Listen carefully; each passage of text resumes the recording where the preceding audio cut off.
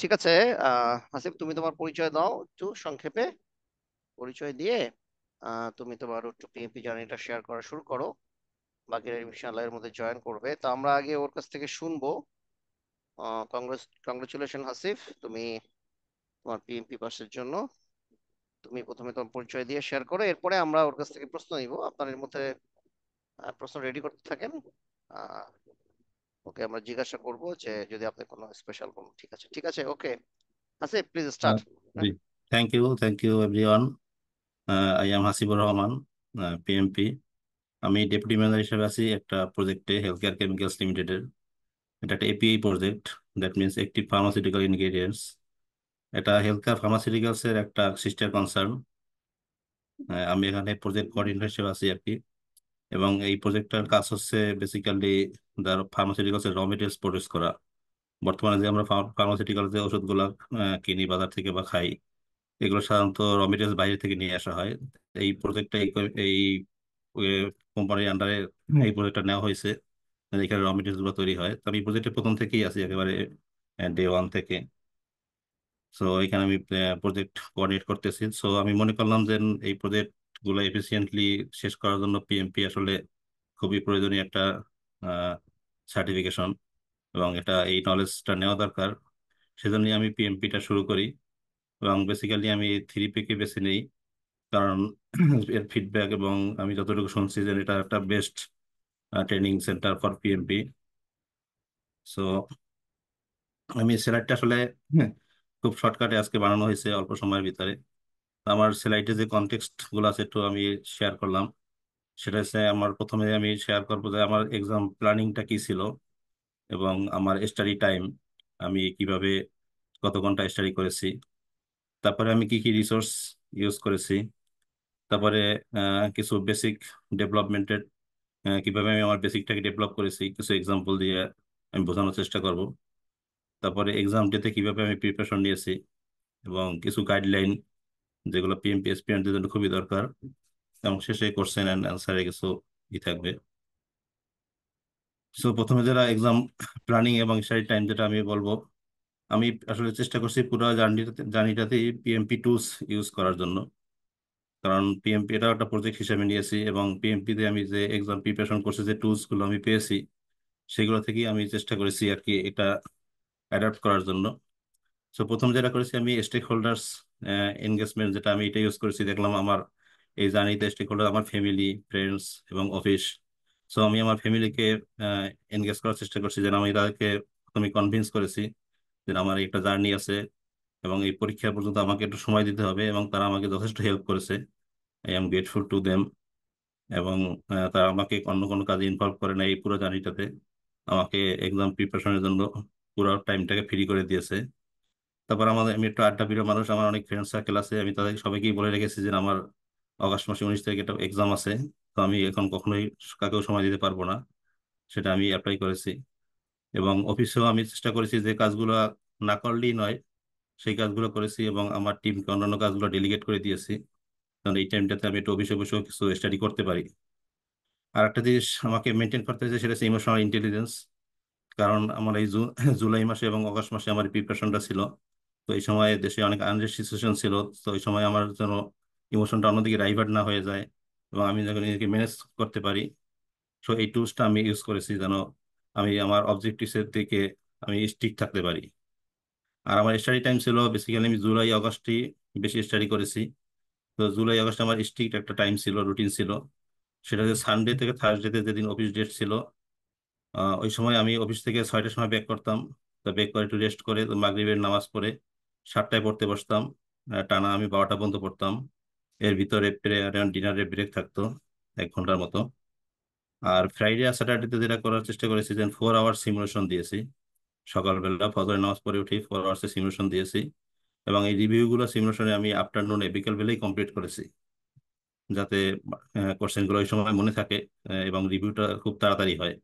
Because একদিন পরে দিলে ওই কোশ্চেন গুলো আবার রিকল করতে হয়, তখন টাইম বেশি লাগে। এবং আবার সন্ধ্যার পরে 7টা থেকে 12টা পর্যন্ত পড়েছি, প্রেয়ার এবং ডিনার ব্রেক সহ।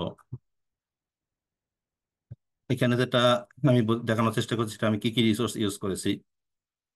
এক নম্বরে আমি এক্সাম কন্টেন্ট আউটলাইন, যেটা যেটা পিএমআই থেকে দেওয়া ফয়েজ ভাই যেটা আমাদেরকে স্লাইড দিয়েছেন, আমাদের ক্লাস নিয়েছেন, ওইটা আমি প্রথমে পড়েছি। এখানে কভারেজ হয়েছে অল এক্সাম কন্টেন্ট গুলো এখানে আছে, সেজন্য আমি এটা পড়েছি প্রথমে। তারপরে অ্যাজাইল প্র্যাকটিস গাইড, যেটা ফার্স্ট এডিশন, একটা এডিশন এটার, এটা আমি পড়েছি। এখানে ক্লিয়ার কনসেপ্ট অফ অ্যাজাইল দেওয়া আছে। তো আমি যখন এই দুইটা গাইড প্রথমে পড়েছি, তখন আমি একটা জিনিস করার চেষ্টা করছি, আমি একটা এক্সেল শিট মেনটেন করেছি আমার সুবিধার জন্য, আমি এটা শেয়ার করব। সেটা হচ্ছে আমি যতগুলো মডেল পেয়েছি, আহ, যেমন অর্গানাইজেশন চেঞ্জ এর মডেল আক্কার, তারপর Brad line model, north star statement, এগুলো সব একটা জায়গায় নিয়ে আসার চেষ্টা করেছি, যেন আমি অবসর সময়ে আমি এগুলো দেখে একটু রিকল করতে পারি। মানে বইটা পড়ে আমি আবার এইটা দিকে একবার লুক দিতাম, যেন আমি কি কি পড়েছি একবারে এখানে বিগ পিকচারে নিয়ে এসেছি। বিভিন্ন রকম model, stakeholder data representation model, team formation model, তারপর টিমের স্ট্রেংথের মডেল, প্রজেক্ট কমপ্লেক্সিটির মডেল, তারপর ডাটা রিপ্রেজেন্টেশন মডেল, যত মডেল ছিল আমি সবগুলো একটা এক্সেল শিটে একটা ট্যাবে নিয়ে এসেছি। এবং এটা আমি প্রায় দেখতাম, যাতে আমার রিকল করতে সুবিধা হতো আর কি। তারপরে আমি আর একটা ট্যাবে এক এক্সেল শিটের কিছু গাইডলাইন আমি নোট করে নিয়েছি। এটা জাস্ট ওইখান থেকে কপি পেস্ট করা, কিন্তু আমার একটা বিগ পিকচার দেখতে আমার জন্য সুবিধা হতো। যে গাইডলাইনগুলো আমার জন্য সমস্যা ছিল ওইগুলো আমি এখানে নোট করেছি। যেমন বিল্ড শেয়ার আন্ডারস্ট্যান্ডিং এ কি কি গাইডলাইন থাকতে পারে, আন্ডারস্ট্যান্ডিং দ্য ভিশনের কি গাইডলাইন থাকতে পারে, রিকোয়ারমেন্টস কালেকশনের জন্য কি কি গাইডলাইন থাকতে পারে, তারপর স্কেজিউল এস্টিমেশন টেকনিকের জন্য কি কি গাইডলাইন থাকতে পারে, রিস্ক আইডেন্টিফিকেশনের জন্য। এই সব গাইডলাইন গুলোই আমি মোটামুটি যখন সমস্ত বইতে যখনই যেটা পেয়েছি এক্সেল শিটটা প্রথমবারই টুকে নিয়েছি, যাতে আমার পরবর্তীতে আহ, সুবিধা হয় একবার একটা বিগ পিকচার দেখার জন্য। এবং আমি অবসর সময় বা জার্নি টাইমে, আমার অফিসের টাইমে একটু জার্নি বেশি করতে হয়, তো আমি এগুলা লোক দেখার চেষ্টা করতাম এবং রিকল করার চেষ্টা করতাম। তারপর বিভিন্ন প্ল্যানিং স্টেপ, যেমন আমার স্কোপ প্ল্যানিং এবং স্কেজুল প্ল্যানিং একটু সমস্যা ছিল, প্রেডিক্টিভে কিভাবে হয়, অ্যাডাপটিভে কিভাবে হয়, তো সেগুলো আমি একটু একসাথে এক জায়গায় করে নিয়েছি। এবং এগুলো আমি এখানে বসে বসে দেখতাম, মাঝে মাঝে প্রায় দেখতাম। তারপর অ্যাজাইলের ক্ষেত্রে অ্যাজাইলের যে ম্যানিফেস্টো, তারপরে predictive life cycle, iterative life সাইকেলের যে বেসিক থিং গুলো, এগুলো আমি জাস্ট অ্যাজাইল গাইড থেকে কপি পেস্ট করে একটা এক্সেল শিটে নিয়ে এসেছি একটা জায়গায়, যাতে আমার জন্য সুবিধা হয়। তারপর অ্যাজাইলের ফ্যাক্টরস অ্যান্ড অ্যাপ্রোচেস যেটা ছিল, ওই টেবিলটাও আমি নিয়ে এসেছি। পেইন পয়েন্ট, ট্রাবল শুটিং, ওইটাও নিয়ে এসেছি, যাতে আমার জন্য সুবিধা হয়। তারপরে অ্যাজাইলের যে প্রকুরমেন্ট, অ্যাজাইলের যে বিভিন্ন রকম প্রকুরমেন্ট আছে, যেটা আমার জন্য একটু পাজল হয়ে যেত, তো আমি একবার একটা জায়গায় নিয়ে এসে মাঝে মাঝে দেখতাম আর কি, যে আমার জন্য রিকল করতে সুবিধা হতো। তারপর অ্যাজাইল পিএমওর যে কাজগুলো আছে, রেসপন্সিবিলিটি গুলো আছে, সেগুলো আমি নিয়ে এসেছিলাম। এগুলো আমার পরীক্ষার অ্যান্সারের জন্য অনেক কাজে দিয়েছে। তারপরে যেটা আমার সবচেয়ে বেশি কাজে দিয়েছে সেটা হচ্ছে আমাদের অ্যাজাইল অ্যাপ্রোচ। এখানে দুই টাইপের অ্যাজাইল অ্যাপ্রোচ আছে, একটা হচ্ছে টিম মেথড, একটা স্কেলিং ফ্রেমওয়ার্ক। তো আমি টিম মেথডের যে অ্যাজাইলের অ্যাপ্রোচ গুলা, সেগুলো একটা শিটে নিয়ে এসেছি, এবং পাশাপাশি এটা আমি সাজিয়েছি, যাতে আমার জন্য সুবিধা হয় কোনটার সাথে কোনটার কি ডিফারেন্স, এবং কোনটা টিম টিম মেথড। এবং এটা আমাকে পরীক্ষার এক্সামে, রিয়েল এক্সামেও আমাকে অনেক সাহায্য করছে অ্যান্সার দেওয়ার জন্য। এবং অ্যাজাইল আমাদের সিমুলেশন ছিল ছিল পিএমসিবিডি সিমুলেশন, ওইখানেও অনেকগুলো কোশ্চেন এই রিলেটেড থাকে আর কি। টিম অ্যাপ্রোচ কোনটা, তারপরে স্কেলিং ফ্রেমওয়ার্ক কোনটা। যে স্কেলিং ফ্রেমওয়ার্ক গুলো আমরা একবারে নিয়ে এসেছি সবগুলো, এবং এর ডিফারেন্স গুলো একটা জায়গায় নিয়ে এসেছি, যাতে আমার বুঝতে সুবিধা হয়। তো একটা ছিল টেইলরিং গাইডলাইন। এই টেইলরিং গাইডলাইন নিয়ে অনেক কোশ্চেন এক্সামে আসছে। সো এই টেইলরিং গাইডলাইন গুলো আমাকে অনেক হেল্প করছে। তো এই শীটটা আমি মোটামুটি মানে অবসর সময় মেনটেন করতাম, একবার একটু দেখে নিতাম, তাহলে আমার জন্য এই বইয়ের পড়াগুলো রিকল করতে সুবিধা হতো আর কি। তারপরে যেটা আমি 3 নম্বরে যেটা আমি করেছি, যে পিএমসিবিডি এক্সাম সিমুলেশন, যেটা 4 আওয়ার্স, এটাকে আমি করার চেষ্টা করেছি। কারণ আসলে 1 আওয়ার বা 2 আওয়ার দিয়ে আসল এই এক্সামের সিচুয়েশনটা জাজ করা খুব মুশকিল, এবং নিজের স্ট্রেংথটা জাজ করা খুব মুশকিল। সেজন্য আমি 4 আওয়ার্সের সিমুলেশন গুলোই বেশি দিতাম। এবং কোশ্চেন, এটা আমাকে হেল্প করছে, কোশ্চেন সলিউশন অ্যাবিলিটি ইনক্রিজ করছে, যে আমি কোশ্চেন সলিউশন বেশি করে করতে পারছি এটা প্র্যাকটিস করার জন্য। আর একটা বড় সুবিধা এটা হচ্ছে স্ট্রেস ম্যানেজমেন্ট। কারণ পরীক্ষায় 4 ঘন্টা পরীক্ষার হয়, ওখানে একটা নিশ্চয়ই একটা স্ট্রেস থাকে। সো এই 4 ঘন্টা সিমুলেশন যত বেশি দেওয়া যায়, তত স্ট্রেসটা তত বেশি ম্যানেজ হয়। আর হচ্ছে টাইম ম্যানেজমেন্টে হেল্প করে, যেহেতু 4 ঘন্টার পরীক্ষা, টাইম ম্যানেজমেন্ট যদি কয়েকটা চার আওয়ারে 4 আওয়ারের এক্সাম দেওয়া যায় বাসায় বসে, তাহলে টাইম ম্যানেজমেন্টটা খুব ইজি হয়, যেটা সুফল আমি পরীক্ষায় অবশ্যই পেয়েছি।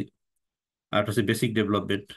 প্রত্যেকটা কোশ্চেনের নিচে ডিসক্রিপশন দেওয়া থাকে কিভাবে কোশ্চেনের অ্যান্সারটা এটা হয়েছে, কারেক্ট অ্যান্সারটা কিভাবে আসছে। তো ওইটা পড়লে পরে বেসিকটা খুব ভালো ডেভেলপ হয়, যেটা এক্সামের খুবই কাজে লাগে। আর যখন আমি 1 নাম্বার আর 2 নাম্বার রিসোর্সটা পড়লাম, পড়ার পরে একটা সিমুলেশন দিয়েছিলাম, তখন আমার একটু নাম্বার একটু কম আসছিল। তখন আমি এই আমাদের মেন্টর ফয়েজ ভাইকে নক করলাম, ভাই নাম্বার তো কম আসতেছে। তখন ফয়েজ ভাই বললো, "তা তুমি রিতা পড়ো, রিতা 11 পড়ো।" তো আমি 4 নাম্বার যে রিসোর্সটা রিতা 11 পড়া শুরু করলাম তখন। তা রিতা 11টা একটা এলাবোরেটেড ফর্ম অফ ইসিও, মানে এটাকে অনেক বড় করে লেখা এবং বইটা অনেক বড়। তো আমি প্রথমে এই বইটা একবার পড়লাম, পড়ার পরে তারপরে আর এই বইটা ওইরকম কন্টিনিউ ইউজ করতাম না। যখন আমি ইসিও পড়তাম, ইসিওতে যেটা না বুঝতাম, তখন আমি রিতার এই বইটা পড়তাম এবং ওই টপিক্সের রেসপেক্টে পড়তাম, ওই টপিক্সটাই পড়তাম। সব বই পড়ার দরকার নাই, কারণ এখানে অনেক বেশি কিছু লেখা আছে এবং একই জিনিস অনেকবার রিপিটেড করা আছে। সেজন্য এই বইটা মানে পুরোপুরি পড়তে গেলে অনেক অনেক সময় মানে অনেকে পাজল হয়ে যেতে পারে।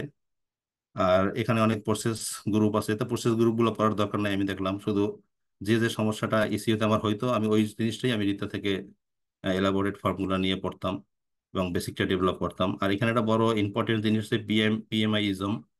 সেটা প্রথম দিকের 3টা পৃষ্ঠা আছে পিএমআইইজম, এটা খুব হেল্পফুল ফর এক্সাম। যেমন দুই একটা উদাহরণ দিলে বোঝা যায় যে এখানে বলা আছে যে প্রত্যেকটা প্রজেক্ট একটা প্রপার প্ল্যানিং থাকবে। যদি কোশ্চেনে আদারওয়াইজ অন্য কিছু উল্লেখ না থাকে, তাহলে ধরে নিতে হবে প্রত্যেকটা প্রজেক্ট একটা প্ল্যান মাফিক আগাচ্ছে। তখন এক্সিকিউশনের সময় যদি প্রজেক্ট ম্যানেজার কোনো প্রবলেম ফেস করে, তখন তাকে প্রথমেই ওই প্ল্যান দেখতে হবে। তাকে এখন প্ল্যানের দিকে যাইতে হবে যে এই প্রবলেম রিলেটেড প্ল্যানে কি বলা আছে, তারপরে ওই অনুসারে তাকে প্রবলেম সলভ করতে হবে। তারপরে যখন কোনো আর একটা উদাহরণ দিয়ে যদি বলি, যদি অর্গানাইজেশন কোনো প্রজেক্ট শুরু করতে যায়, একজন প্রজেক্ট ম্যানেজার তখন যখন প্ল্যানিং শুরু করবে, তখন একে ধরে নিতে হবে এর একটা ওপিএ, মানে অর্গানাইজেশনাল প্রসেস অ্যাসেট আছে। যদি আদারওয়াইজ অনেক কিছু উল্লেখ না থাকে, তো ধরে নিতে হবে ওপিএ আছে। এবং প্রজেক্ট ম্যানেজার কোনো ডাটা নেওয়ার জন্য সেই ওপিএ কে আগে রেফার করবে, ওপিএ কে ফলো করবে, দেখবে এখানে আছে কিনা ওই ডাটাটা। তো এইগুলা মাথায় রাখলে মোটামুটি কোশ্চেনের অ্যান্সার দেওয়া খুব ইজি হয়। তো এটা খুব একটা ইম্পর্টেন্ট জিনিস। তারপরে আমি যখন কোনো বিষয়ে একেবারেই না বুঝতাম, তখন আমি পিএনসিবিডি ভিডিও গুলো ফলো করতাম। ফয়েজ ভাই অনেকগুলো ভিডিও এখানে আপলোড করেছে, এখানে বেশ ভালো ভালো কিছু ভিডিও আছে।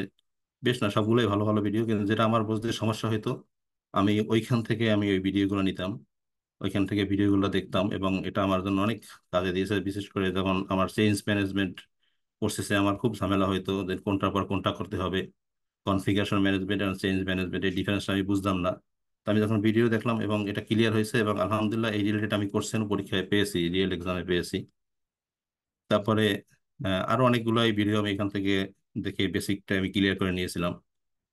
আর একটা হচ্ছে যে ফয়েজ ভাই ক্লাসে আমাদের মেন্টর যে অনেক কিছু বেসিক ক্লাসে বলে থাকেন লেকচারের সময়, তো এগুলো খুবই ইম্পর্টেন্ট। আমাকে এক বড় ভাই বলছিলেন যে ওনার লেকচারগুলা, ওনার কথাগুলো স্মরণ করার চেষ্টা করবা।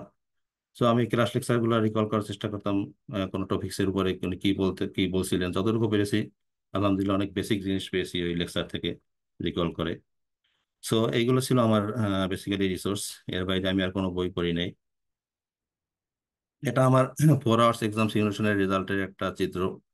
আমি মোট 9টা এক্সাম দিয়েছিলাম। তো প্রথম এক্সাম যখন দিয়েছিলাম তখন 58.33% আসছিল, তখন এটা রেজাল্ট খারাপ আসছিল। তখন ফয়েজ ভাই পরামর্শ অনুসারে আমি রিতাটা পড়া শুরু করি। রিতা পড়ার পরে আমার রেজাল্ট আলহামদুলিল্লাহ আস্তে আস্তে ইনক্রিজ হতে থাকে।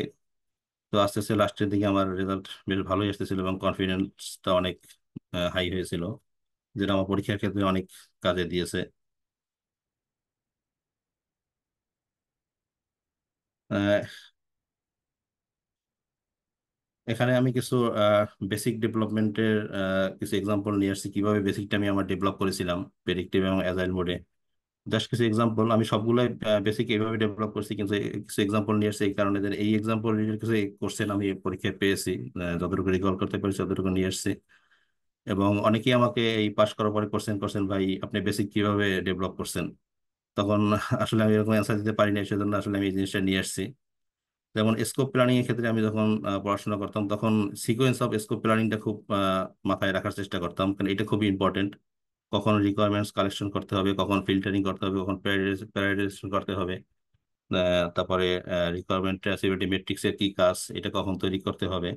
তো এই জিনিসগুলা প্ল্যানিং এর ক্ষেত্রে খুব ইম্পর্টেন্ট। এবং এই রিলেটেড কোশ্চেন আমি পেয়েছি, রিকোয়ারমেন্টস কালেকশনের সিকোয়েন্স মেনটেন করা এটা জানার কারণে আমি আনসারগুলো দিতে পেরেছি।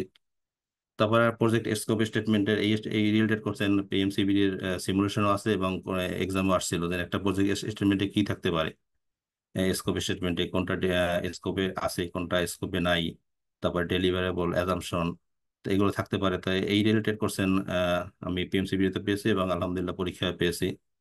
তো এই জিনিসটা জানা খুবই জরুরি। এবং স্কোপ বেসড লাইনের ভিতরে কি থাকতে পারে, যেমন প্রজেক্ট স্টেটমেন্ট থাকতে পারে, ডব্লিউবিএস থাকতে পারে, ডব্লিউবিএস ডিকশনারি থাকতে পারে। সো এই জিনিসগুলো মাথায় রাখা খুবই জরুরি। এবং এগুলো মুখস্থের কোনো জিনিস না, সবগুলো একটু বুঝে বুঝে পড়ার দরকার। তো আমি এইভাবেই আমি বেসিক গুলা ডেভেলপ করার চেষ্টা করেছি। তারপর একটা এক্সাম্পল দিয়েছি যেটা ওয়ার্ক ব্রেকডাউন স্ট্রাকচার, ডব্লিউবিএস। তো ডব্লিউবিএস এর এখানে এই রিলেটেড বেশ কিছু কোশ্চেন পেয়েছি, যেমন ডব্লিউবিএস টা কোন লেভেল পর্যন্ত হয়, এটা ফয়েজ ভাই ক্লাসে প্রায় বলে থাকেন, সবসময় বলেন যে ডেলিভারেবল লেভেলে ডব্লিউবিএস হয়। এবং এর ওয়ার্ক প্যাকেজ থাকে, প্ল্যানিং প্যাকেজ থাকে। তো এইগুলা খুবই জরুরি, মনে রাখা জরুরি। এবং এই ওয়ার্ক প্যাকেজের উপরে ডিপেন্ড করেই কস্ট এস্টিমেশনটা করা হয়। তো এই রিলেটেড কোশ্চেন পরীক্ষায় আসছিল। তো আমি এটা জানা থাকার কারণে আলহামদুলিল্লাহ অ্যান্সার করতে পেরেছি। ওয়ার্ক প্যাকেজের উপর ডিপেন্ড করে এর কস্ট গুলো এস্টিমেশন করা হয়। এবং যখন স্কেডিউল এস্টিমেশন করা হয় তখন এই ওয়ার্ক প্যাকেজ গুলোকে আবার ভাঙতে হয়, অ্যাক্টিভিটিতে নিতে হয়, ডেলিভারি অ্যাক্টিভিটি নিতে হয়, তারপর স্কেডিউল এস্টিমেশন করতে হয়। তো এই স্কেডিউল এস্টিমেশনের বিষয়ে পরীক্ষায় আসছিল। তবে স্টেক হোল্ডার্স এর বিষয়ে যেটা আমি সবসময় চেষ্টা করতাম যে স্টেক হোল্ডার্স রেজিস্টার এবং এনগেজমেন্ট প্ল্যান, এই দুইটার আসলে ডিফারেন্সটা কি, এবং এটা কোন সময় কোনটা প্রজেক্ট ম্যানেজার ইউজ করবে, কখন কোনো সিচুয়েশন তৈরি হলে সেই স্টেক হোল্ডার রেজিস্টারে দেখবে, আর কখন অন্য সিচুয়েশন তৈরি হলে এনগেজমেন্ট প্ল্যানে যাবে। তো এই রিলেটেড কোর্সের পরীক্ষা আসছিল, আমি দুইটা কোশ্চেন পেয়েছিলাম।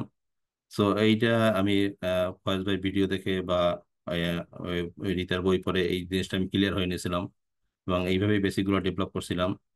রিস্কের ক্ষেত্রে আমার যেটা সমস্যা হতো, সবসময় আমি রিস্ক আর ইস্যুর ডিফারেন্সটা খুব কম বুঝতাম।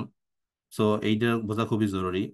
এখানে কোনটা রিস্ক, কোনটা ইস্যু, কোনটা রিস্ক রেজিস্টারে যাবে, কোনটা ইস্যু লগে যাবে, কোন প্রবলেম যেন project manager risk register follow করবে, কোনটার জন্য ইস্যু লগ ফলো করবে।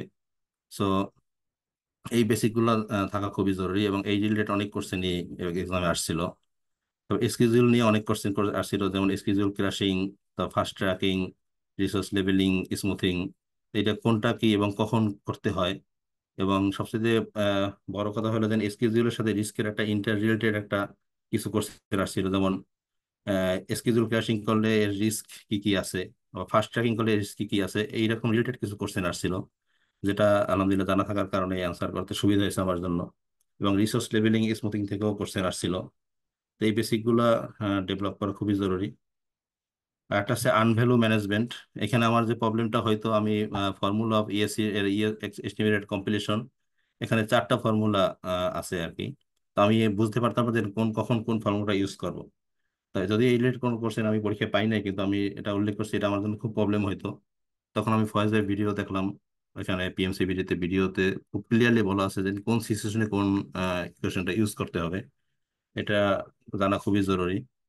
আর একটা সিপিআই এবং এসপিআই রিলেটেড অনেক কোশ্চেন আসছিল। তা এটা হচ্ছে সিচুয়েশনাল বেস কোশ্চেন আসছিল, যেমন কোনো প্রজেক্টে সিপিআই বেশি আছে, এসপিআই কম আছে, তখন প্রজেক্ট ম্যানেজার কি করবে। এবং অনেক ক্ষেত্রে মনে হয় যে প্রজেক্ট ম্যানেজার তখন সে বেশি করে রিসোর্স অ্যাড করবে, কিন্তু আবার কোনো কোশ্চেনে বলা ছিল যে রিসোর্সও অ্যাড করতে পারবে না, কারণ রিসোর্স তার কাছে রিসোর্স অ্যাভেলেবেল নাই, তখন হয়তো তার ফাস্ট ট্র্যাকিং করতে হবে।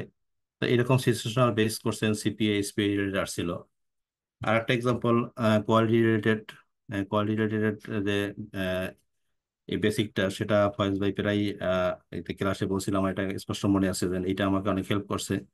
অডিট অ্যান্ড ইন্সপেকশন, এটা কোয়ালিটি থাকে এবং এর পার্থক্য কি। যেমন অডিট সবসময় প্রসেসের উপরে অডিট হয়, আর ইন্সপেকশনটা হয় ডেলিভারেবল উপরে। সো এই বেসিকটা মনে রাখার কারণে আমি দুইটা কোশ্চেনের আনসার আমি সঠিক করতে পারছিলাম মনে হচ্ছে। আর আরেকটা পিএমসিবিডিতে একটা ভিডিও আছে, পিএমআই ইজম আছে, কোয়ালিটি রিলেটেড পিএমআই ইজম। তো এটা জানা থাকা খুব জরুরি, এবং এটা জানা থাকলে অনেক কোশ্চেনই আনসার করা যায়। তো প্রকুরমেন্টের ক্ষেত্রে বিভিন্ন কন্ট্রাক্ট টাইপস, এগুলো জানা থাকা জরুরি। এবং শুধু জানলেই হয় না, এই কন্ট্রাক্ট টাইপস রিলেটেড যে রিস্ক গুলো আছে এগুলো বেসিক ডেভেলপ করা জরুরি। যেমন ফিক্স কস্টে কার রিস্ক বেশি, তারপরে ফিক্স কস্ট প্লাস ইনসেন্টিভে কার রিস্ক বেশি, কস্ট রিইম্বার্সেবলে কার রিস্ক বেশি, সেলারের না বায়ারের। তো এইগুলো জানা থাকা জরুরি। এই রিলেটেড অনেক কোশ্চেন আসছিল, 2-3টা কোশ্চেন আসছিল দেন এই টাইপের কন্ট্রাক্টসে কার রিস্ক বেশি। আর লিডারশিপ দিয়ে যে কোশ্চেন গুলো আসছিল সেগুলো আসছিল বেসিক্যালি কনফ্লিক্ট রেজলিউশন টাইপের কোশ্চেন বেশি আসছিল। ম্যাক্সিমাম টাইমই দেখা গেল যে টিমের ভিতরে কনফ্লিক্ট হচ্ছে, টিমের দুইজন টিম মেম্বার কনফ্লিক্ট করতেছে, তখন প্রজেক্ট ম্যানেজার কি করবে। আবার কোন কোন কোশ্চেনে আসছিল একজন প্রজেক্ট ম্যানেজার, একজন প্রজেক্ট টিম সে টিম মেম্বার কনফ্লিক্ট করতেছে, সেক্ষেত্রে প্রজেক্ট ম্যানেজার কি করবে। আবার কোন কোন কোশ্চেনে আসছিল যে পুরো টিমই কনফ্লিক্ট করতেছে, সেক্ষেত্রে প্রজেক্ট ম্যানেজার কি করবে। কনফ্লিক্ট রেজলিউশনের বেসিকটা জানা খুবই জরুরি। এটা আমি বেশ আয়ত্ত করেছিলাম এবং আলহামদুলিল্লাহ কোশ্চেনের অ্যান্সারও দিতে পেরেছি। তারপর কমিউনিকেশন থেকে বেশ কিছু ট্রিকি কোশ্চেন আসছিল, এজন্য কমিউনিকেশনের চ্যানেল, তারপরে কমিউনিকেশন কি কি মিডিয়াম হতে পারে, এগুলো জানা জরুরি। এবং কমিউনিকেশন চ্যানেলের যে ক্যালকুলেশন এই রিলেটেড অঙ্ক আসছিল, ম্যাথ আসছিল। এবং কোন কমিউনিকেশন কোন টাইপের, যে ফর্মাল ভার্বাল, ইনফর্মাল ভার্বাল, এই টাইপের কোশ্চেন আসলে এগুলো বেসিক থাকা জরুরি। সো আমি এখানে জাস্ট কিছু এক্সাম্পল দিয়ে বুঝাইছি যে কিভাবে আমি আমার বেসিকটা ডেভেলপ করছিলাম। আসলে প্রত্যেকটা টপিক্সের উপরেই আমি আহ, এইভাবে বেসিক ডেভেলপ করছিলাম। যতটুকু মনে আছে ততটুকু আমি এখানে উল্লেখ করেছি, এবং কোশ্চেন যেভাবে আসছিল ওইভাবে উল্লেখ করার চেষ্টা করেছি আর কি, যতটুকু কোশ্চেন আমি রিকল করতে পেরেছি। তারপরে অ্যাজাইলের ক্ষেত্রে যেটা যে কোশ্চেন গুলো ম্যাক্সিমামই আসছিল সেটা হচ্ছে অর্গানাইজেশন যখন কোনো অ্যাজাইল প্র্যাকটিসে প্রবেশ করে তখন অর্গানাইজেশনে কি কি চেঞ্জ হয়, অর্গানাইজেশন কি কি কনসিডার করা উচিত, এই টাইপের কোশ্চেন গুলো অনেক বেশ কয়েকটা আসছিল। সো আমি এটাও বেশ ভালোভাবে আয়ত্ত করছিলাম যে একটা অর্গানাইজেশন যখন অ্যাজাইল প্র্যাকটিস করবে, অ্যাজাইল এন্টার করবে, তখন তার কি কি কনসিডার করা উচিত। এটা সিমুলেশনে এরকম কোশ্চেন অনেক আছে পিএমসিবিটিতে। তো এগুলো দেখে দেখে আমি আসলে বেসিকটা ডেভেলপ করেছিলাম, এবং অ্যাজাইল গাইড থেকেও আমি অনেক আহ, পড়াশোনা করেছিলাম এই রিলেটেড। তারপরে ম্যাক্সিমাম কোশ্চেন আসছিল রোলস অ্যান্ড রেসপন্সিবিলিটিস নিয়ে, যে একটা প্রজেক্টে কোনো প্রবলেম হলে তখন প্রোডাক্ট ওনারের কাজ কি, অ্যাজাইল কোচের বা স্কাম মাস্টারের কি কাজ, প্রজেক্ট টিমের কি কাজ।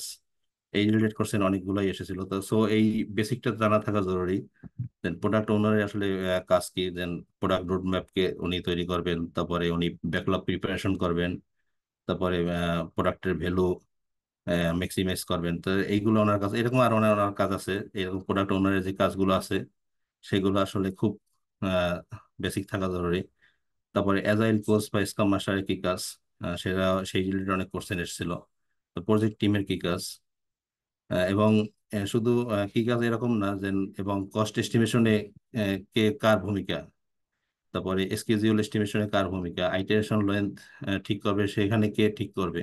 এই টাইপের কোশ্চেন, এই টাইপের সিচুয়েশন বেস কোশ্চেন আসছিল। এবং সেজন্য এদের এই যে product owner, agile coach, project team, project manager, অ্যাজাইলে এদের কি কি ভূমিকা এবং কোন স্টেজে কোন ওয়ার্ক কোন অ্যাক্টিভিটিসে কি ভূমিকা, এটা বেসিকটা জানা থাকলে আমার মনে হয় অ্যাজাইলের ম্যাক্সিমাম কোশ্চেনই আনসার করা যায়। সো আবার কোন কোন প্রজেক্টে দেখা যায় যে প্রজেক্ট ম্যানেজার থাকে না অ্যাজাইল অ্যাজাইল প্রজেক্টে, তখন অ্যাজাইল কোচই প্রজেক্ট ম্যানেজার ভূমিকা পালন করে। পিএমসিবিতে এরকম অনেক সিচুয়েশন ছিল। তো সেইগুলো আমাকে অনেক হেল্প করছে এই কোশ্চেন গুলো অ্যান্সার করার জন্য। তারপর এজ এ সিরিমনিজ যেগুলো আছে, daily stand up, daily stand আপে কি কি নিয়ে আলোচনা হয়, ডেইলি স্ট্যান্ড আপের লেন্থ কতটুকু হওয়া উচিত, daily stand up status meeting কিনা, এটা স্ট্যাটাস মিটিং হবে না, স্ট্যাটাস গুলো পরে বা সমস্যাগুলো পরে নিয়ে আলোচনা করতে হবে। রেট্রোস্পেক্টিভ, তারপর এর কি কাজ, ডেমনস্ট্রেশনে কি হবে, ডেমনস্ট্রেশন কখন হবে, আইটারেশন প্ল্যানিং কখন হয়, তারপর রিলিজ আইটারেশন, এগুলো নিয়ে বেসিক থাকা খুবই জরুরি। তো আমি এগুলো প্রত্যেকটা বেসিক খুব ভালোভাবে ডেভেলপ করেছিলাম পিএমসিবিডির যে কোশ্চেন দেখে প্লাস অ্যাজাইল গাইড ফলো করে, এবং এটা আমাকে খুব কাজে দিয়েছে পরীক্ষায়। এই রিলেটেড অনেক কোশ্চেন থাকে। তারপরে বার্ন আপ বার্ন ডাউন 4 থেকে 2-3টা কোশ্চেন আসছিল, খুব আমি আলহামদুলিল্লাহ মনে হয় পারছি। এবং এই রিলেটেড কোশ্চেন গুলো একটু ট্রিকি হয়েছিল। দেন বার্ন আপ চার্টে আর বার্ন ডাউন চার্টের ডিফারেন্সের জন্য জানা খুবই জরুরি। এটা ফয়েজ ভাই বেশ কয়েকবারই বলছিলেন আমাদেরকে, দেন বার্ন ডাউন চার্টটা যেমন আইটারেশনের ভিতরে করা হয়, এবং বার্ন আপ চার্টটা হয় টোটাল প্রজেক্টের উপরে, আইটেশন 1 2 3 4 এর উপরে করা হয়। সো আমার কাছে এরকম একটা কোশ্চেন আসছিল যে বার্ন আপ চার্টে স্কোপটা ভেরি করতেছে, আর প্রজেক্টের টিমের কাজের থ্রুপুটও ভেরি হচ্ছে। সো এখানে এটার মিনিংটা কি, এরকম একটা পিকচার দিয়ে একটা কোশ্চেন আসছিল। সো স্কোপটা ভেরি হচ্ছিল, ওখানে দেখা গেছিল যে স্কোপ বারবার চেঞ্জ হইতেছিল আর কি। তারপর হাইব্রিড প্রজেক্ট থেকে বেশ কয়েকটা কোশ্চেন আসছিল। হাইব্রিড প্রজেক্টে আসলে বোঝা এটা জরুরি যে একটা প্রজেক্টে দুইটা টিম কাজ করতেছে, এবং দুইটা দুইটা একটা অর্গানাইজেশনে দুইটা প্রজেক্ট আছে একই সাথে, একটা চলতেছে অ্যাজাইল মোডে, একটা চলতেছে প্রেডিক্টিভ মোডে। এদের সিঙ্ক্রোনাইজেশনটা কিভাবে হবে? তো এই রিলেটেড পিএমসিবিতে অনেক কোশ্চেন আছে, তো এগুলো দেখলে পরে এই বেসিকটা ক্লিয়ার হওয়া যায়। তো এই টাইপের বেশ কয়েকটাই কোশ্চেন ছিল, দেন দুইটা টিম আছে, দুইটা টিমের কাজ করতেছে, তো একটা টিমের কাজ আগে শেষ হয়েছে, তখন অন্য টিম বসে আছে, অন্য টিম কাজ করতেছে, তখন এই টিম কি করবে, তো এই রিলেটেড বেশ কিছু আমি কোশ্চেন পেয়েছিলাম। আহ, এগুলো আগে যেগুলো বললাম এগুলো সব জাস্ট এক্সাম্পল দেওয়া, এরকম করে আমি প্রত্যেকটা জিনিসেরই বেসিক করার চেষ্টা করেছি। প্রত্যেকটা টপিক সিরিজের আমার এক্সামের জন্য খুবই হেল্পফুল হয়েছে, এবং এই জিনিসগুলো পিএমসিবির সিমুলেশনের মাধ্যমে ডেভেলপ করা যায়, এবং পিএমসিবির বিডির মাধ্যমে ডেভেলপ করা যায়। আরেকটা ছিল এখন যেটা আমি দেখাতে চাচ্ছি, সেটা হচ্ছে এক্সাম ডে প্রিপারেশন আমার কি ছিল। তো আমার এক্সাম সেন্টার ছিল পাই ইন্টারন্যাশনাল এডুকেশন, যেটা বনানীতে। তো আগে থেকে জানা আছে, এটা আমার বাসার কাছেও হয়, বনশ্রী থেকে যেতে সুবিধা। আর আমার জানা ছিল যে ওখানে এক্সাম এনভায়রনমেন্টও ভালো হয়, আমি আলহামদুলিল্লাহ ভালোই পেয়েছি।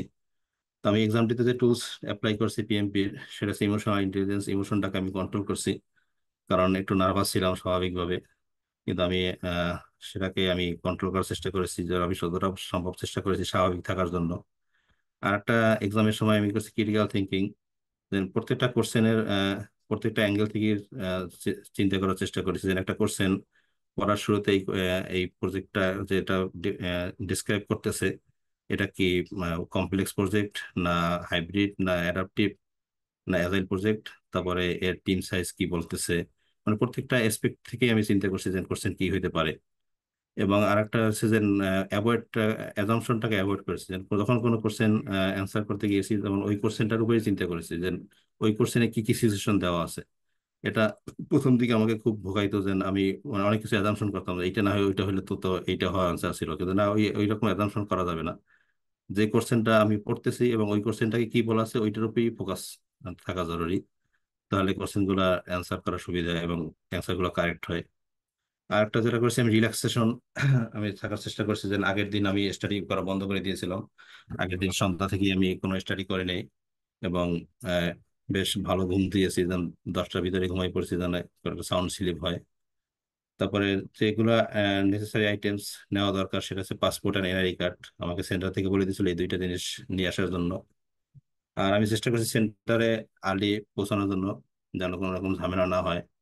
তো আমি 1 ঘন্টা আগে পৌঁছে গেছিলাম, আমার পরীক্ষা ছিল 10টায়, আমি 9টার ভিতরে এখানে পৌঁছে গিয়েছিলাম।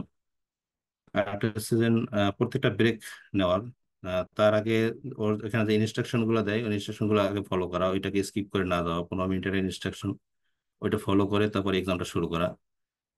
তারপরে ব্রেক গুলো নেওয়া, যে 7টা কোশ্চেন অ্যান্সারের পর যে 10 মিনিট ব্রেক দেয়, সেই ব্রেকটা খুব হেল্প করে, আমি ব্রেক গুলো নিয়েছিলাম। এবং ব্রেকের মাঝখানে আমি কিছু স্ন্যাক্স, কিছু খেজুর নিয়ে গেছিলাম বাসা থেকে, এবং পানি, ওটা আমি খেয়েছিলাম, যাতে আমার জন্য সুবিধা হয়েছে রিল্যাক্স করার জন্য। আর লাস্টে যেটা হচ্ছে টাইম ম্যানেজমেন্ট। টাইম ম্যানেজমেন্টটা আসলে আহ, এটা নিয়ে আমাকে অত চিন্তা করতে হয় না, কারণ আমি যে সিমুলেশন গুলো দিয়েছি, এক্সাম সিমুলেশন গুলা, তো এটা যখন বাসায় বসে দিয়েছি তখন আমার টাইম গুলো বেশ ভালো ছিল আর কি। এবং ওইটা প্র্যাকটিস করার কারণে আমার টাইম ম্যানেজমেন্টটা খুব ইজি হয়ে গেছে। দেখা গেল প্রত্যেকটা এক্সামই লাস্টের দিকে আমার 10 মিনিট আগে শেষ হয়ে যেত। তা ওইখানে যখন আমি এক্সাম শুরু করি তখন দেখা গেল যে আমি প্রথম 3 4টা কোশ্চেন অ্যান্সার করার পরে দেখলাম যে সিমুলেশনের যে স্পিড ছিল, আমার ওই স্পিডে অ্যান্সার গুলো চলতেছে, কোশ্চেন গুলো আগাচ্ছে। তখন আমি টাইমের দিকে তাকাই, আমার কনফিডেন্স ছিল যে আমি টাইমের ভিতরে শেষ করতে পারবো। এবং অনেস্টলি স্পিকিং, যখন আমার কোশ্চেন 5 10টা শেষ হয়ে যায়, তখন আমি মনে হচ্ছে আমি সিমুলেশনই দিতেছি।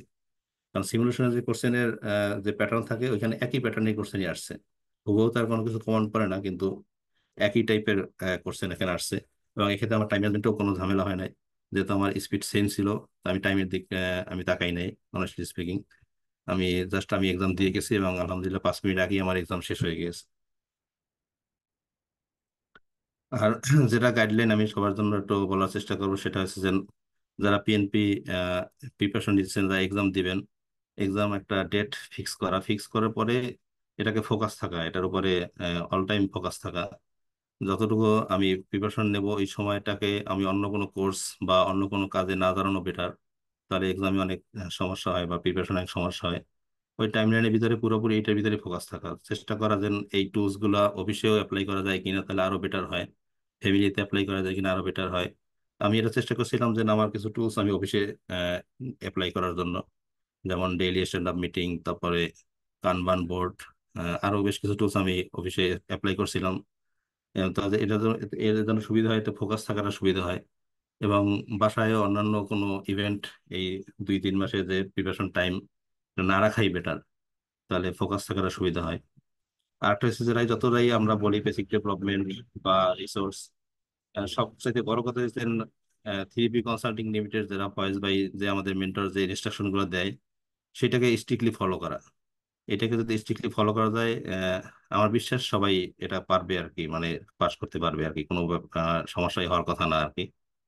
এবং ট্রাই টু বিল্ড আপ বেসিকটাকে ডেভেলপ করা, যেটা বললাম এটা তো অবশ্যই করতে হবে। বেসিক ডেভেলপ করতে পারলে সব কোশ্চেন অ্যান্সার মোটামুটি কনফিডেন্স দেওয়া যায়। আর একটা হচ্ছে যে not as suggestions to too many people, যে বেশি লোকের কাছে সাজেশন নেওয়ার দরকার নাই, তাহলে পাজলড হয়ে যেতে হয়। আমি যেমন পরীক্ষার আগ পর্যন্ত ফয়েজ ভাই স্যার কার কাছ থেকে কোনো সাজেশন নেই নাই। শুধু পরীক্ষার আগের দিন আমি আমার এক বড় ভাইয়ের সাথে একটু জাস্ট আলোচনা করছিলাম যে কিভাবে কি এক্সাম দেবো। সেজন্য বেশি লোকের কাছে জিজ্ঞেস করার প্রয়োজন নাই। ফয়েজ ভাই সাজেশন বা 3P কনসাল্টিং লিমিটেড সাজেশন আছে, এইটা ফলো করলেই এটা সম্ভব। আর regular attend the follow up session, আমাদের যে রবিবার ফলো আপ সেশনটা হয় এটা খুবই এফেক্টিভ। এটাকে অ্যাটেন্ড করলে অনেক কনফিডেন্ট পাওয়া যায়। যেমন আমি বলি, আমি লাস্টের দিকে 2-3টা সেশন আমার খুব উপকার হয়েছে। যেমন ফয়েজ ভাই কিছু কোশ্চেন নিয়ে আসছিলেন, ওই কোশ্চেন গুলো সলভ করছেন, মানে কোশ্চেনের অ্যান্সার সঠিক বা ভুল ওটার উদ্দেশ্য ছিল না, ওটা আসলে মেন ব্যাপার না। মেন ব্যাপারটা ছিল ফয়েজ ভাই যেভাবে কোশ্চেন গুলো সলভ করতেন, উনি কিভাবে চিন্তা করতেন, ওই চিন্তা ভাবনাটাকে অ্যাডপ্ট করে নেওয়া। এবং ওই চিন্তা করেই কোশ্চেন গুলো সলভ করলে তখন দেখা গেল আমি যখন সিমুলেশনও ভালো নাম্বার পাওয়া শুরু করলাম, এবং পরীক্ষার ক্ষেত্রে এটা কাজে দিয়েছে। এজন্য কোশ্চেন সলভ উনি কিভাবে করতেছেন এবং কিভাবে চিন্তা করতেছেন, অপশনগুলো কিভাবে চিন্তা করতেছেন, এইভাবে ট্রাই করা। আর একটা আমি এখানে লিখতে ভুলে গেছি, যখন কেউ এক্সাম দিবেন তখন কোশ্চেনটাকে খুব ভালো করে ফলো করা এবং 4টা অপশনই পড়া আর কি। যে কোনো একটা অ্যান্সার আমার কাছে সঠিক মনে হয় টিক দিয়ে চলে গেলে, এরকম না আর কি। আমার অনেকবারই এরকম হয়েছে যে কয়েকটা কোশ্চেন মনে হয়েছে এইটাই অ্যান্সার, কিন্তু আমি যখন 4টা অপশন পড়ছি দেখি যে অন্য অন্য একটা অ্যান্সার হওয়া হওয়া উচিত এটা। সেক্ষেত্রে 4টা অপশনই খুব কেয়ারফুলি পড়া, যেহেতু ট্রিকি এক্সাম, ট্রিকি কোশ্চেন হয়, অ্যান্সার গুলো খুব ট্রিকি থাকে, সেগুলো 4টা অ্যান্সারই পড়ে তারপরে অ্যান্সার দিতে দেওয়া ভালো।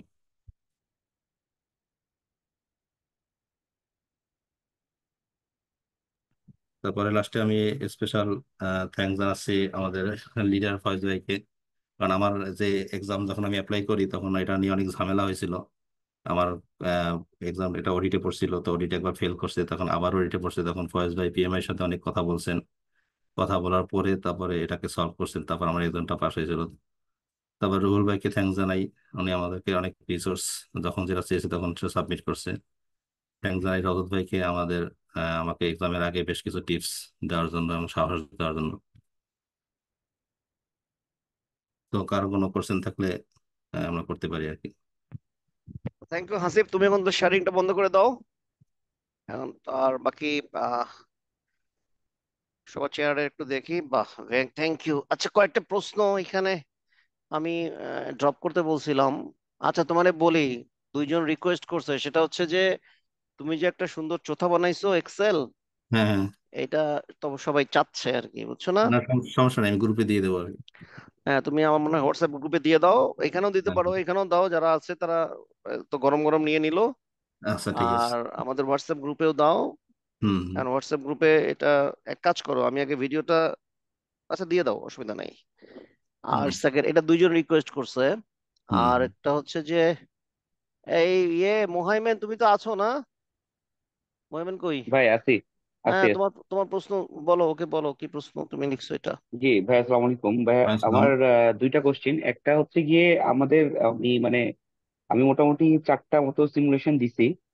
তো হুম। এখানে হচ্ছে গিয়ে যেমন কিছু ডিরেক্ট কোশ্চিন মানে হচ্ছে গিয়ে মানে সিমুলেশনে পাই আর কি। তো হুম। মেইন এক্সামে কি ডিরেক্ট কোনো কোশ্চেন পেয়েছিলেন নাকি সবই হচ্ছে সিচুয়েশনাল বেসড কোশ্চেন আর কি?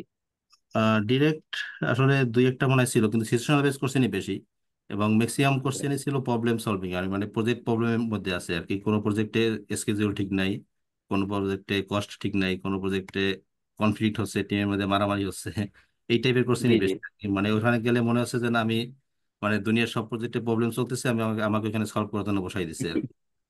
মানে হ্যাঁ। এরকম। তারপর সবগুলো প্রিপারেশন নিয়ে যাওয়াই ভালো আর কি, কারণ কখন কোনটা আসে ঠিক নাই আর কি। মানে আমার ক্ষেত্রে আসে নাই, আর আমার ক্ষেত্রে আসবে না এরকম না আর কি। এই জন্য জি সবগুলো জি আর নিয়ে যায় ভালো হয় জি আরেকটা হচ্ছে গিয়ে মানে আপনি যেহেতু মানে এক্সাম সিমুলেশনেও এক্সাম দিচ্ছেন, হ্যাঁ, মেইন হ্যাঁ। এক্সামও দিচ্ছেন, তো মানে এটা তো একটা ধারণা মোটামুটি চলে আসে এক্সাম দেওয়ার পরে যে এত থেকে এত পার্সেন্টের মধ্যে হয়তো আমার মার্কসটা থাকবে। মানে সেক্ষেত্রে কি আপনি মানে মেইন এক্সাম দেওয়ার পরে কোনো আইডিয়া করতে পারছিলেন যে হ্যাঁ, কত হ্যাঁ, আমি পার্সেন্ট? আহ, আমি মোটামুটি আইডিয়া করতে পারছি আমার পাস হবে, কিন্তু মানে আমারটা অ্যাবভ টার্গেটই চলে আসছিল, মানে অতটা আশা করি নাই, কিন্তু আমার অ্যাবভ টার্গেটই চলে আসছিল আলহামদুলিল্লাহ। এবং এটা আইডিয়া করা যায় আর কি, কারণ এই সিমুলেশনে যে টাইপের কোশ্চেন আসে ওইখানে একই টাইপের কোশ্চেন, একই ল্যাঙ্গুয়েজ, একই টাইপের কোশ্চেনই আসে আর কি। এটা আপনি মানে সিমুলেশন যত সেক্ষেত্রে দিবেন জি তত অত ভালো হবে, এবং ওখানে যে মনেই হবে না। আমার বিশেষ করে আমি তো বললাম যে ওখানে যে আমার মনেই হয় না আমি এক্সাম দিতেছি, আমার মনে হয় আমি সিমুলেশন দিতেছি বাসায় বসে আর কি। মানে আমি বলতেছি যে মানে কত থেকে কত পার্সেন্টের মধ্যে আপনার আসতে পারে এরকম কোনো এটা আইডিয়া আসলে কি? এটা আসলে মনে খুব টাফ আর কি, কারণ কোশ্চেন অনেক কোশ্চেন তো মনে করা তো মুশকিল আর কি, যেন আমি কোনটা অ্যান্সার দিয়েছি, যেমন আমি তো সব কোশ্চেন রিকল করা যায় না আর কি। জি জি জি বুঝতে হ্যাঁ, এটা পারছি। আসলে এটা একটু টাফ আর কি, এটা মনে করা যায় না আর কি। আচ্ছা Hasib, thank you. Thank you very much, তুমি ওই সিমুলেশনকে ভালো প্রমোট করছো। আমি এই মোহাইমেন শুনো, এটা আসলে জি মানে মানে I think he is very lucky আসলে, কারণ আমাদের সিমুলেশনে তো আমরা যে ল্যাঙ্গুয়েজ প্যাটার্নটা ইউজ করছি, আসলে পিএমআই এর যে এক্সাম গুলো হয় না, পরীক্ষাগুলো, এখানে তো মানে ইংলিশে তো আবার ভাগ আছে, বুঝছো না? তো জি জি তোমার মনে করো এই যে যারা তোমার এই ওশেন কি বলে প্যাসিফিকের দিকে থাকে তাদের এক ধরনের ইংলিশ, আবার যারা জি আটলান্টিকের দিকে থাকে তাদের আবার এক ধরনের ইংলিশ। তো এই জন্য কেউ কেউ আবার এটা আমাকে ফিডব্যাকও দিচ্ছে যে ভাইয়া মানে ওদের ইংলিশটা একটু ডিফারেন্ট মনে হয়েছে। মানে আমরা যে আমাদের ইন্ডিয়ান, আমাদের যে কালচার, আমাদের ইন্ডিয়ান কালচারে আমরা যেভাবে গ্রামার এবং ইংলিশের যে সিকোয়েন্সটা ফলো করি, তো বলছে ভাইয়া আমার ইংলিশটা একটু ডিফারেন্ট ছিল। এটা ঠিক এক্স্যাক্টলি আমাদের এরকম ইংলিশ না। তো হাসিবের দিক থেকে লাকি আলহামদুলিল্লাহ, আমি যেটা বুঝতেছি। না, আমার এরকম হয়েছে আর কি, আমার তো ভালো আপনি তুমি একই। আসলে এইটা এটা তুমি মানে you should be prepared for everything, হ্যাঁ, যে সিমুলেশনের ল্যাঙ্গুয়েজের মতোই যে হবে ব্যাপারটা সেরকম হবে না। আর ডিরেক্ট কোশ্চেন আসলে মেইন পরীক্ষায় আসে না, হ্যাঁ, একদমই আসবে না। এখন আমাদের সিমুলেশনে আমরা ডিরেক্ট কোশ্চেন রাখছি আসলে কনসেপ্টটা ক্লিয়ার করার জন্য, কারণ ডিরেক্ট কোশ্চেন থাকলে দেখা যায় কনসেপ্টটা ক্লিয়ার হয়। তো মেইন পরীক্ষায় তুমি ডিরেক্ট কোশ্চেন পাবা না। তো এখন এটার একটা কনসিকুয়েন্স আমাদের সিমুলেশনে হয়েছে এটা, এখন আমি রিয়েলাইজ করতেছি যে ডিরেক্ট কোশ্চেন কিছু থাকার কারণে দেখা যায় স্কোরটা ভালো চলে আসে আর কি। লোকজনের দেখা যাচ্ছে যে সে 70% স্কোর পাইলো, কিন্তু আসলে তার 70% স্কোর হওয়ার কথা না, কারণ দেখা যাচ্ছে ডিরেক্ট কোশ্চেন হয়তো সে 5টা 6টা পাইছে, এই স্কোরটা বেড়ে গেছে। তো এই জন্য তুমি একটু বেশি স্কোর রাখার চেষ্টা করবে, যেমন ও লাস্টের দিকে তো 78-80% চলে আসছে। তো জি আমি জি হয়তো পরবর্তীতে, আমি জানি না এখন, আমি এটা চিন্তা করছি যে আমার সিমুলেশনে আমি একটা আরেকটা উইন্ডো ক্রিয়েট করব। 2700 প্রশ্ন আছে তো, 2700 এখন 2800 জি প্রশ্ন মতো একটা উইন্ডো ক্রিয়েট করে ওখানে শুধুমাত্র সিমুলেশন গুলা দিব। এটা একটু হার্ড কিছু একটা নাম টাম দিয়ে করে ওইখানে শুধুমাত্র ওই জি। সিমুলেশন গুলোই রাখবো, কোনো ডিরেক্ট মানে কোশ্চেন সিচুয়েশন থাকবে। গুলা। হ্যাঁ, সিচুয়েশন টাইপ প্রশ্নগুলোই রাখবো যাতে, তো ওগুলো তখন লোকজন প্র্যাকটিস করে দেখতে পারবে, কিন্তু এটা সময় লাগবে, তোমরা তার হ্যাঁ, আগে পাশ করে ফেলবা। ইউ ইনশাল্লাহ শুড কেন নট না? Wait for that, right? আচ্ছা নেক্সট, আর কে কার কোনো প্রশ্ন আছে কিনা? আচ্ছা হাসিব তো আপনাদেরকে এক্সেলটা দিয়ে দিয়েছে আলহামদুলিল্লাহ। আর কারো কোনো প্রশ্ন আছে কিনা প্লিজ? আচ্ছা, আর আমি একটু এক কোশ্চেন করি, হাসিফ ভাই শুনতে জি। পাচ্ছেন? হ্যাঁ, শুনতে পাচ্ছি।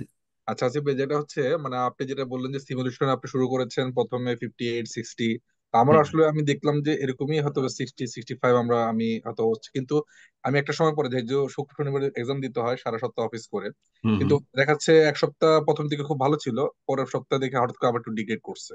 হুম তো হুম। মানে এই যে কন্টিনিউশনটা আপনি কিভাবে ধরে রাখছেন, মানে এই জিনিসটা কি আসলে কন্টিনিউ মাথার ভিতরে দেখা যায়, যারা আমরা অফিস করি কন্ডিশন ধরে রাখা একটু টাফ, এটা কি আপনি কিভাবে ধরে রাখছেন? না, আমি তো বললাম যে আমি প্রথম থেকেই আমি সবকিছু ম্যানেজ করেছি, অফিসকেও ম্যানেজ করেছি, যে অফিসেও আমি যতটুকু পেরেছি যে পড়াশোনার মধ্যে থাকার চেষ্টা করেছি, অফিসে যে কাজটা না করতেই নয় সেই কাজগুলো মানে ওই সময় করছি আর কি, বাকিগুলো আমার টিমকে ডেলিগেট করে দিছি। এখন আমার অফিসে এখন অনেক প্রেশার বেড়ে গেছে, এই কাজগুলো এখন করতে হচ্ছে আর কি। কিন্তু ওই টাইমটা আমি একটু কনসিডার করছি সব দিক থেকে এবং ফোকাস থাকার চেষ্টা করেছি সব সময় আর কি। আর এক্সাম সিমুলেশন দেওয়ার পরে যে সমস্যাগুলো আসতো ওই সমস্যাগুলো যখন দেখতাম আর কি, যে সাপোজ আমার কন্ট্যাক্ট রিলেটেড একটা সমস্যা আছে, যে কস্ট প্লাস কন্ট্যাক্ট রিলেটেড একটা সমস্যা আমি এক্সামে পরে ভুল করেছি সিমুলেশনে, তখন আমি ওইটাকে ওই ডেসক্রিপশন তো পড়তামই, তারপর আবার ওই পিএমসিবিডিতে এই সরি মানে রিতাতে অথবা আহ ইসের ইসিও যেটা স্লাইডে ওইখানে যেতাম, যাওয়ার পরে ওইটা তো কোশ্চেন বেসিকটা দেখার চেষ্টা করতাম, প্লাস পাশাপাশি এর রিলেটেড যে অন্যগুলা কন্ট্যাক্ট আছে ওগুলো দেখার চেষ্টা করতাম, যাতে আমার পুরো প্রসেসটা বেসিকটা আবার ক্লিয়ার হয়ে যায় আর কি। তো এইভাবে করার কারণে আলহামদুলিল্লাহ মানে এটা হয়েছে, মানে ডেভেলপ হয়েছে আর কি আস্তে আস্তে। আচ্ছা, থ্যাংক ইউ।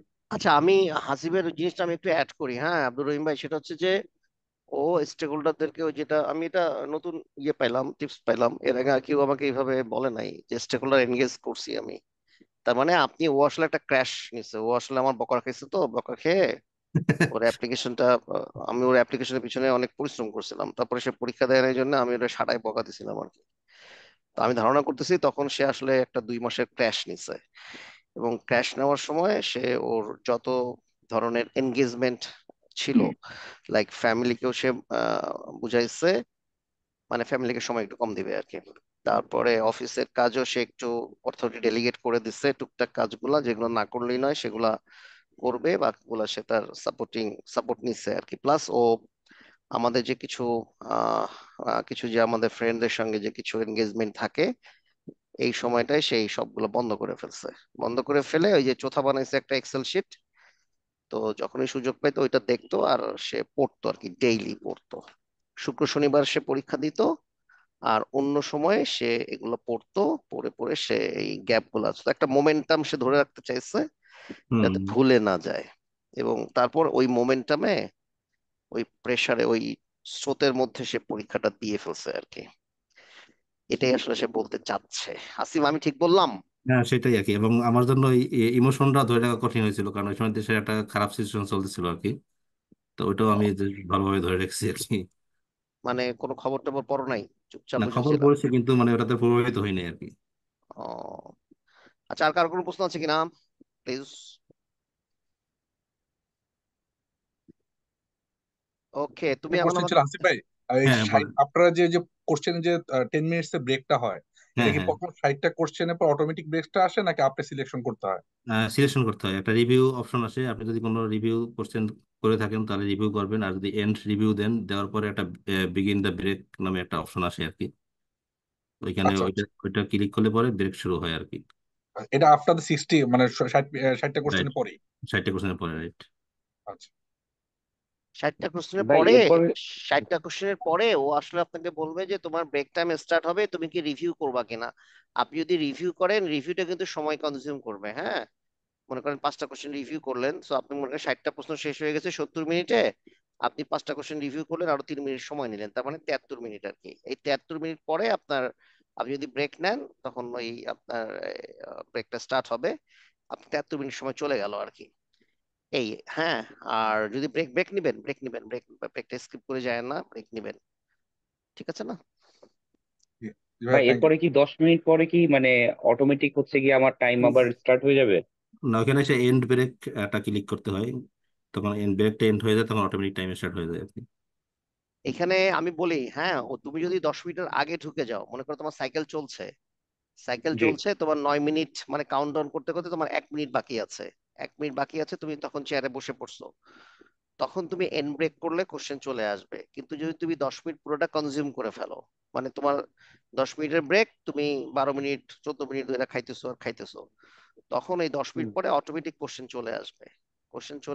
এবং কোশ্চেনটা শো করে থাকবে স্ক্রিনের উপরে, তোমার সময় কাউন্টডাউন শুরু হয়ে যাবে আর কি। ও মনে হয় আগে চলে আসছে, যার ফলে সে এন্ড ব্রেক করছে আর কি।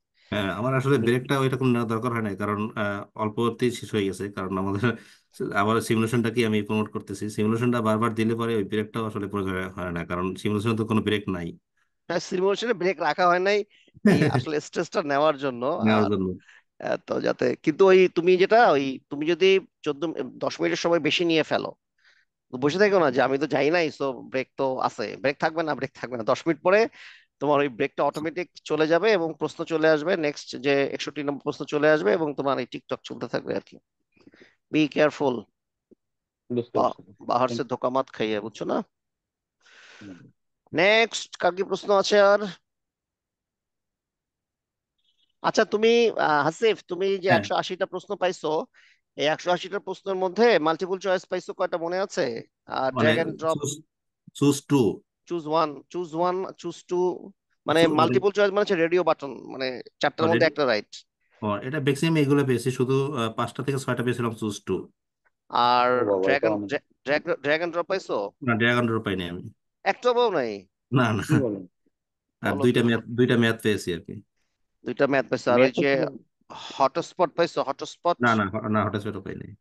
ও, তুমি তো মানে তোমার তো মাশাল্লাহ, আল্লাহ পাক তোমার দিকে মুখ তুলে তাকাইছে আর কি। না, চুজ থ্রি মাত্র 5টা পাইছো না? 5-6টা এরকম হবে আর কি। যাক ভালো, মাশাল্লাহ, দশ সেটটা ভালো ছিল তাইলে, আলহামদুলিল্লাহ। আচ্ছা, আর কারো কোনো প্রশ্ন আছে কিনা? Otherwise we are going to stop the video. নাই না? Okay, thank you very much. Congratulation ভাই হাসিফ। হটস্পট থ্যাংক কোনটা? ইউ। ভাই হটস্পট কোনটাকে বলতেছেন? হটস্পট কোনটাকে বলতেছি? হটস্পট হচ্ছে আমাদের সিমুলেশনে তুমি দেখবা কিছু প্রশ্ন আছে, ছবির মধ্যে ক্লিক করতে হয়, কিন্তু ছবির ও মধ্যে হ্যাঁ তো আর হ্যাঁ। আমরা অপশন দিতে পারি নাই, আমরা ওই নিচে ABCD করে দিচ্ছি আর কি, বুঝছো? মেইন বুঝতে পেরেছি। পরীক্ষায় ছবির মধ্যে ক্লিক করতে হবে, ছবির মধ্যে একটা বক্স থাকবে, ওই বক্সের মধ্যে ক্লিক করলে কোনটা আসলে, মনে করো গ্রাফ একটা, তো গ্রাফের মধ্যে 3টা 4টা জায়গায় সে স্পট করে রাখবে, তো তোমার রাইট যেটা সেখানে তুমি ক্লিক করলে ওটা নিয়ে নেয়, এটাকে বলে হটস্পট। গরম গরম গরম স্পট, হটস্পট। বুঝতে পেরেছি। তো আমি তাহলে